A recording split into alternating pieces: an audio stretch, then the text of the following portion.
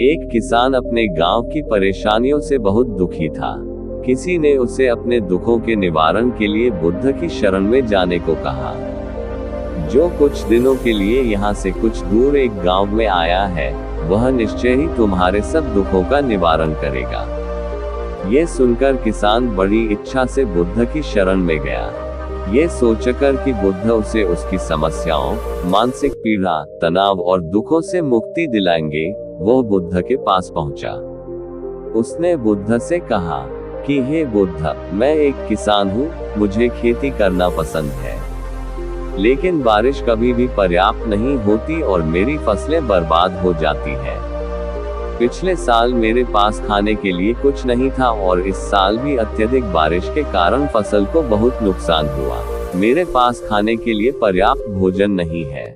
किसान ने कहा, मैं शादीशुदा हूँ, मेरी पत्नी मेरा ख्याल रखती है, मैं उससे प्यार करता हूँ, लेकिन कभी कभी वह मुझे बहुत परेशान करती है और घर में बहुत क्लेश हो जाता है, जिससे मुझे लगता है कि अच्छा होता अगर वह मेरी जिंदगी में नहीं आती। मेरे भी 2 बच्चे हैं, कभी कभी मेरे बच्चे भी मेरा अनादर और अवज्ञा करते हैं, मेरे निर्देशों का पालन नहीं करते।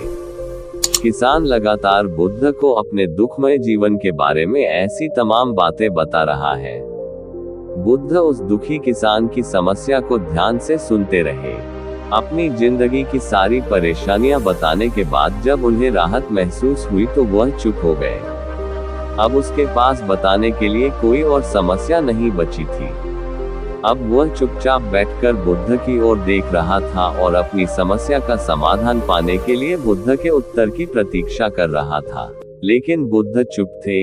किसान ने फिर कहा, हे बुद्ध, मैं आपकी शरण में आया हूँ, कृपया मेरे जीवन की इन समस्याओं का समाधान करें।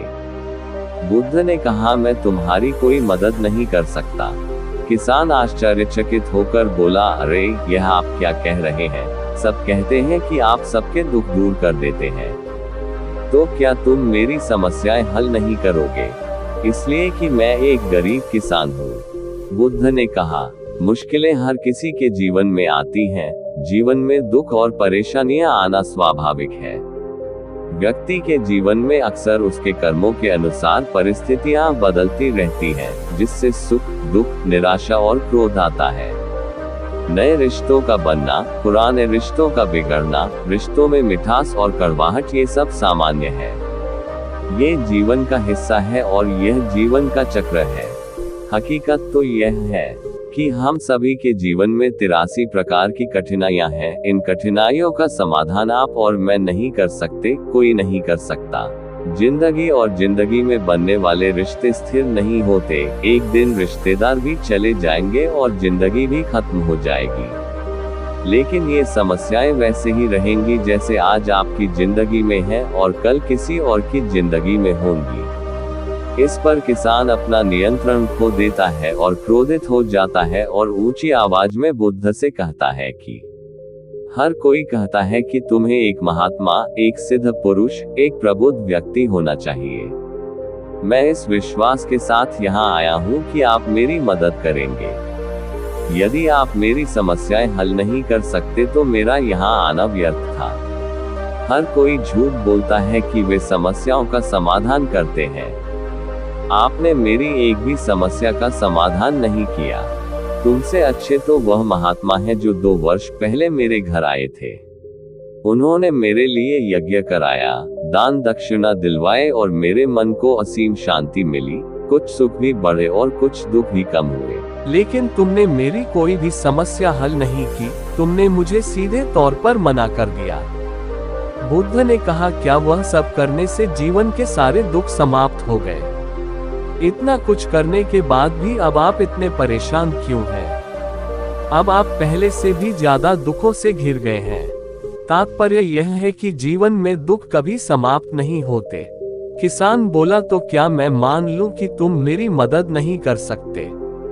यदि आप ऐसी छोटी छोटी बातों का समाधान नहीं कर सकते तो आपके उपदेशों का क्या लाभ?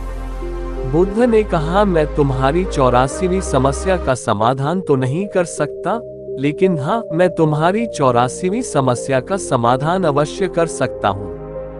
किसान आश्चर्यचकित हो गया और बोला, 84वीं समस्या क्या है बुद्ध?